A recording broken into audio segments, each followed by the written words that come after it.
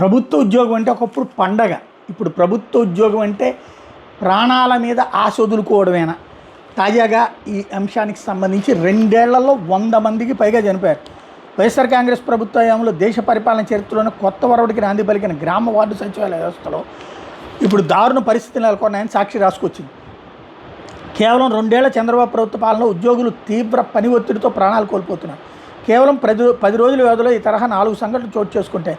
గత 2 ఏళ్ల కాలంలో 100 మందికి పైగా ఉద్యోగులు గుండెపోటుతోనూ ఆత్మహత్యలతోనూ మరణించారని ఉద్యోగ సంఘ నేతలు పేర్కొంటున్నారు. చనిపోయే వాళ్ళందరూ 45 ఏళ్ల లోపు వారే ఉండడం మరింత ఆందోళన గురి చేసే విషయమని, దీని ప్రకారం వాళ్ళ మీద పనిభారం ఏ మేరకు ఉంటుందో అర్థం చేసుకోవచ్చని వాళ్ళు పేర్కొంటున్నారు. ఉద్యోగుల సంఖ్య తగ్గడం, అదనపు సర్వేలు, టార్గెట్లు పెరగడం వల్ల గ్రామ వార్డు సచివాలయ ఉద్యోగుల మీద పనిభారం ఒత్తిడి గణనీయంగా పెరిగిందని ఉద్యోగ సంఘాలు చెబుతున్నాయి.